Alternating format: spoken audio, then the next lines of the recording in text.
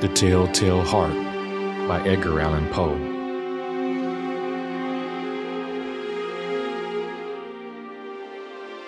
True, nervous, very, very dreadfully nervous I had been and am.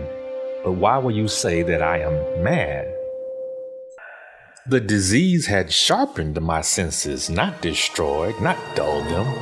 Above all was the sense of hearing acute. I loved the old man. He had never wronged me. He had never given me insult. I think it was his eye. Yes, it was this. One of his eyes resembled that of a vulture, a pale blue eye with a film over it. And every night about midnight, I turned the latch of his door and opened it, oh, so gently. And then, when I had made an opening sufficient for my head, I put in a dark lantern, all closed, that no light shone out. And then I thrust in my head. I undid the lantern cautiously, oh, so cautiously, for the hinges creaked. I undid it just so much that a single thin ray fell upon the Vulture Eye. And this I did for 7 long nights, every night just at midnight, but I found the eye always closed, and so it was impossible to do the work. Upon the 8th night, I was more than usually cautious in opening the door. A watch's minute hand moves more quickly than did mine. My thumb slipped upon the tin fastening, and the old man sprang up in bed, crying out, "Who's there?" I kept quite still and said nothing. For a whole hour I did not move a muscle, and in the meantime, I did not hear him lie down. Presently I heard a slight groan, and I knew it was the groan of mortal terror. It was not a groan of pain or of grief, oh no. It was the low, stifled sound that arises from the bottom of the soul when overcharged with awe. I knew what the old man felt, and I pitied him, although I chuckled at heart. When I had waited a long time, very patiently, without hearing him lie down, I resolved to open a very, very little crevice in the lantern. So I opened it.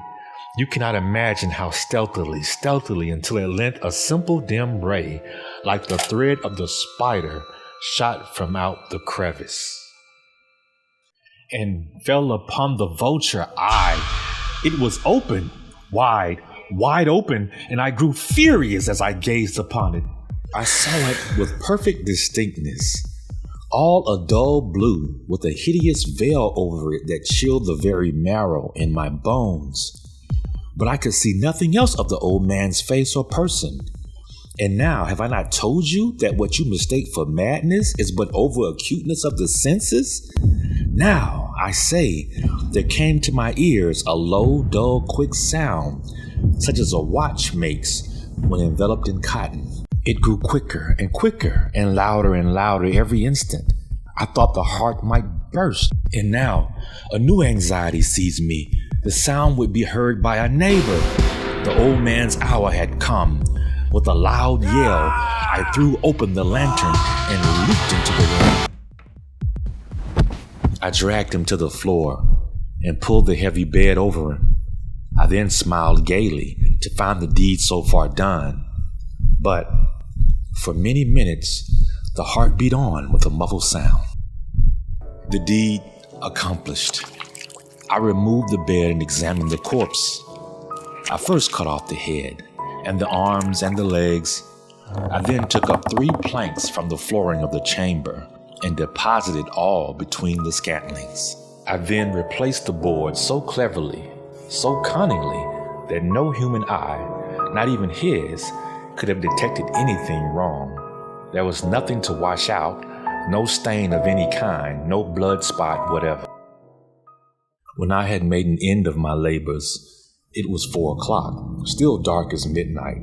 As the bell sounded the hour, there came a knocking at the street door. I went down to open it with a light heart, for what had I now to fear?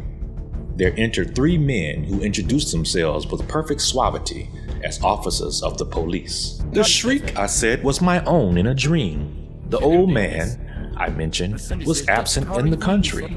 I took my visitors all over the house. I bade them search well. I led them at length to his chamber.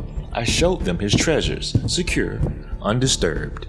In the enthusiasm of my confidence, I brought chairs into the room and desired them here to rest from their fatigues, while I myself, in the wild audacity of my perfect triumph, placed my own seat upon the very spot beneath which reposed the corpse of the victim. But ere long, I felt myself getting pale and wished them gone. My head ached, and I fancied a ringing in my ears, but still they sat and still chatted. The ringing became more distinct. I talked more freely to get rid of the feeling, but it continued and gained definiteness until at length I found that the noise was not within my ears. No doubt I now grew very pale, but I talked more fluently and with a heightened voice. Yet the sound increased, and what could I do? It was a low, dull, quick sound, which such a sound as a watch makes when enveloped in cotton. I gasped for breath, and yet the officers heard it not. I talked more quickly, more vehemently. I paced the floor to and fro with heavy strides. Oh God, what could I do? I foamed, I raved, I swore. Villains, I shrieked, dissemble no more. I admit the deed. Tear up the planks. Here. It is the beating of his hideous heart.